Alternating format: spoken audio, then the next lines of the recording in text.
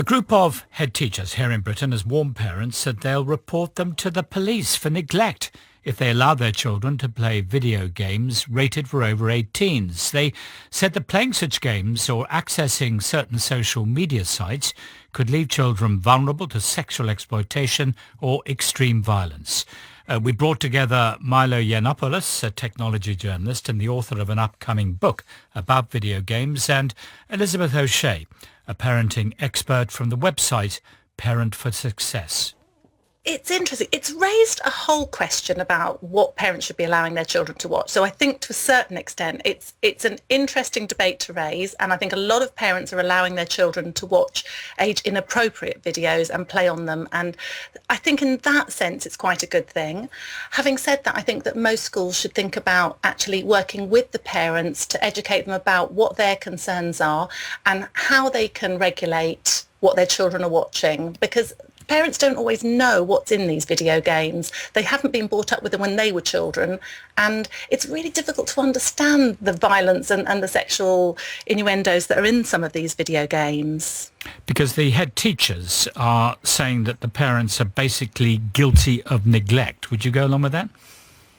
It's really hard because David Cameron's just announced that it's now a crime if you don't report neglect, if you feel that a child is being neglected. I wouldn't go as far as to say that. I think a lot of parents are allowing children to watch age inappropriate videos because of pester power, and it's because all their friends are watching it and they don't want to be seen as the killjoy. Having said that, I think a lot of parents aren't making discerned decisions about what their children should be watching. So Milo, do you think this warning from the head teachers is a bit over the top?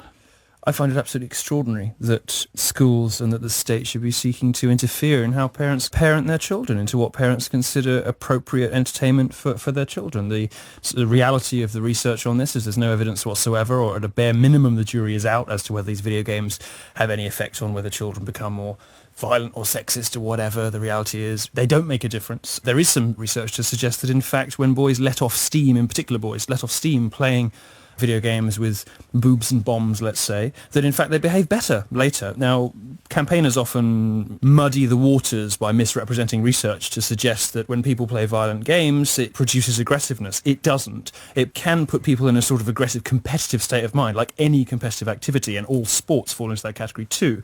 But the reality is these video games don't do anybody any harm. And for schools and head teachers to be wading in and reporting parents to the police because they let their children play a video game that was, by some distant ratings authority, decided to ranked as an 18 video game, strikes me as an extraordinary infringement on private liberty and on the sanctity of the home. So, I mean, you're taking issue with the whole ratings of video games. I mean, that it's there for a reason, presumably. I mean, would you let a child go to see a film in a cinema that have been rated 18? I think it's right that cinemas respect the ratings that have been awarded to movies by independent ratings authorities. Why should cinemas and yet not parents? Well, because as a broad brush, rough indication of what sort of content is likely to be appropriate for children of particular ages, they don't do a terrible job.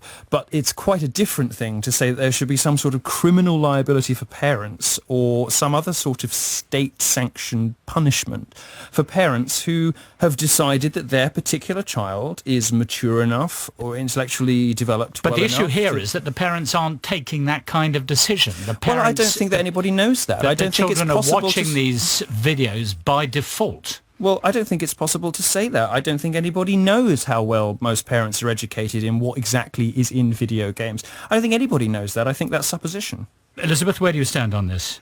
Well, it's a really interesting point of view, but I would say there are ratings for a reason. We have 18 film ratings for a reason. We have 18 video game ratings for a reason. It isn't entirely appropriate. What you have to remember is 15 of the 16 schools were primary schools. So these are children up to the age of 11 that are being allowed to watch play games that are rated for 17-year-olds and above. Can you give us an example of a video game you object to? Well, the Grand Theft Auto and the Call of Duty are the two ones that were cited by the head teachers that they were concerned about. What is it in those games that you consider to be inappropriate for primary school children? Well, in Grand Theft Auto, one particular thing is where you have sex with a prostitute, but you may kill her in order not to have to part with your money. Now, that's not appropriate for a primary school child. Do you think it is, Milo? No, but they're not games that are marketed at children. They're not games that most children play. Exactly, which is why... But this is what we're talking about, isn't it? We're Yes. talking about children watching games that are not marketed for them. I think what you have to understand is where this all comes from. This is, let's be honest, mainly about boys. This is about judging boys to feminine standards, and it's about punishing boisterousness and enthusiasm for violence and sex among young boys, all of whom, I mean, by the age of 12, they're having sex already. Yet people like Elizabeth want to sort of stop them seeing it on a video game screen or watching movies about it. They're already out having sex. It strikes me as absurd.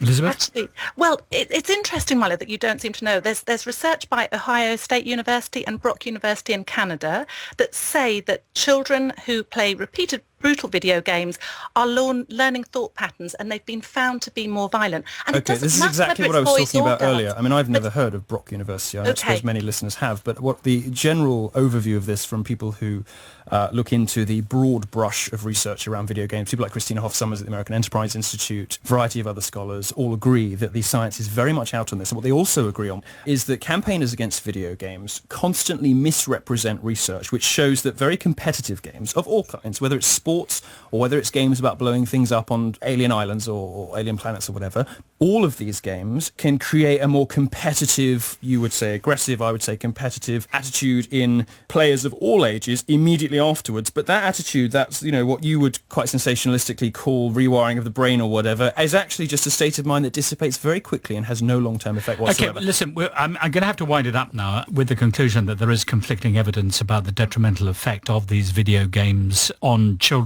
But the point that Milo made right at the beginning, Elizabeth, namely the right of the state to interfere in the way that an adult brings up their child.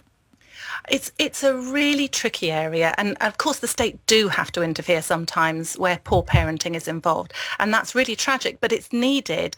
And it's important to start for parents to raise the debate: is this appropriate for my child? And if it isn't, when is it appropriate? But just remember, they're very violent video games, and it's really important that parents understand what's contained in them and are able to see that before they make a decision. And a lot of parents don't have the ability to play the games to the levels where some of this is apparent.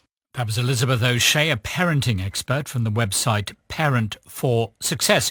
We also heard from Milo Yiannopoulos, a technology journalist and the author of an upcoming book about video games.